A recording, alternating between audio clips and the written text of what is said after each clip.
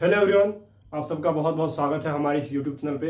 और आज जो हम पढ़ने वाले हैं, जो फर्स्ट फ्लाइट का जो हमारा सेकंड जो पोयम है फायर एंड आइस, उसको हम पढ़ेंगे, जो कि रॉबर्ट फ्रॉस्ट के द्वारा कंपोज किया गया है। इसके पहले जो हमने आपको पोयम पढ़ा था, डस्ट ऑफ स्नो पढ़ाया था, उसमें मैंने बताया था कि जो रॉबर्ट फ्रॉस्ट है वो कितने पेसिमिस्टिक व्यूअर्स हैं, और उन्हीं पर एक और ही पोयम ये उन्होंने कंपोज किया है जिसका नाम है fire and ice. Fire and ice का जो मतलब है, फायर को उन्होंने जो क्वेश्चन है हमारा, क्वेश्चन कैसे क्रिएट हो सकता है, वो ये है कि जो फायर है वो फायर क्या है हमारा, जो आइस है, और आइस का मतलब यहाँ पे क्या है। ऐसा नहीं है कि फायर का मतलब हमको पता है कि अग्नि होती है, आइस का मतलब बर्फ होता है, लेकिन राइटर ने यहाँ पे फायर एंड आइस को बहुत ही अलग तरीके से यहाँ पे उन्होंने कंपोज किया, बहुत ही अलग तरीके से बताया है। और जो उन्होंने एग्जाम्पल ये दिया है कि फायर किस तरीके से वर्ल्ड फायर में खत्म हो सकती है, कुछ कहते हैं कि दुनिया आइस में खत्म हो सकती है। राइटर का क्या मानना है इस पर, क्या फायर एंड आइस दोनों को मेजरमेंट करेंगे, क्या दोनों को कॉमन रख के चलेंगे, इस पे हम चर्चा करेंगे। जो इस पोयम की स्टार्टिंग होती है, वो पोयम की स्टार्टिंग इस तरीके से होती है कि some say the world will end in fire, some say in ice.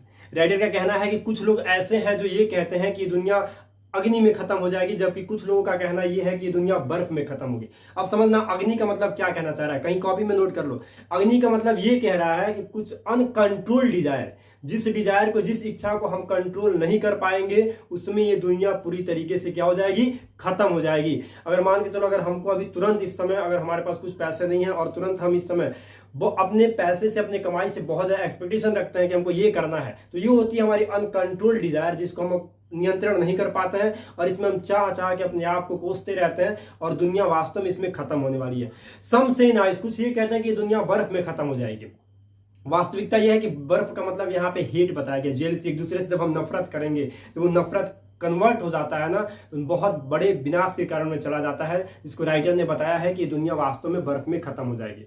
उसके बाद उन्होंने बताया कि from what I have tested of desire I hold those who favour fire. Writer ने भी कहा है कि जहां तक मैंने भी स्वाद चखा है इस फायर का, मैंने भी अनकंट्रोल्ड डिजायर का जो मैंने स्वाद चखा है, तो मेरा भी मानना यह है कि जो ये दुनिया है ना, वो फायर में ही खत्म होगी। मतलब अनकंट्रोल्ड डिजायर होगा, लोग उसको कंट्रोल नहीं कर पाएंगे, और वास्तविकता यह है कि दुनिया उसमें खत्म हो जाएगी।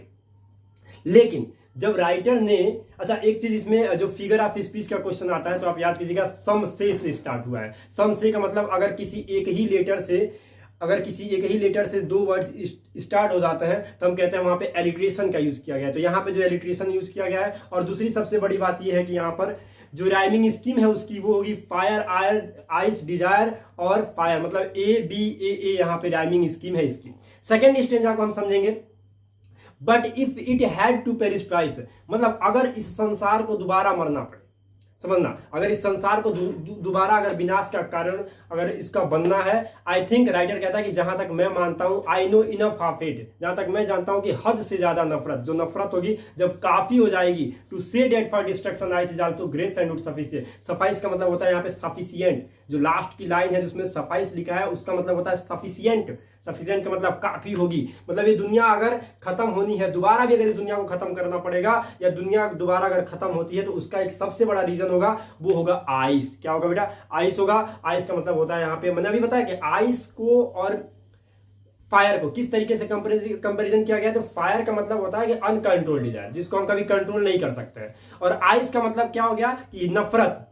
तो आप एक तरीके से पूरा का आप समझ सकते हो ना कि राइटर ने सही बात बोला है। अच्छा, फर्स्ट स्टेंजा में राइटर ने खुद बोला है कि मैं भी उनके साथ हूं जो फायर को फेवर किया, मतलब जो फायर को फेवर किया, जो फायर के पक्ष में जाते हैं, मैं भी उन्हीं के साथ में चला गया हूं। तो कहीं ना कहीं जो राइमिंग स्कीम है इसकी बेटा, वो ABAA करके है, और इस पोयम में जो ज्यादातर जो यूज किया गया है वो एक तरीके से कंपैरिजन लाइक एज फायर, तो मेटाफर भी यूज किया गया है, और एलिट्रेशन का भी यूज किया गया है। जो सबसे इंपॉर्टेंट क्वेश्चन इससे आने वाला है वो ये है कि राइटर ने जो होल्ड किया है फायर के प्रति, वो ऐसा क्यों बोले हैं। और जो सेकंड क्वेश्चन है हमारा इंपॉर्टेंट, कि राइटर ने ये भी मेंशन किया कि दो तरीके से दुनिया खत्म हो सकती है, तो कैसे एक दूसरे के कंपेरिजन करके हम आंसर देंगे, इस पर भी हमारा क्वेश्चन आने वाला है। Thank you very much. और आपको एक काम और करना है, इसमें वीडियो को सब्सक्राइब भी करना है, चैनल को सब्सक्राइब भी करना है, और एक चीज और आपको करना है, वीडियो को शेयर भी करना है, लाइक भी करना है। Thank you very much.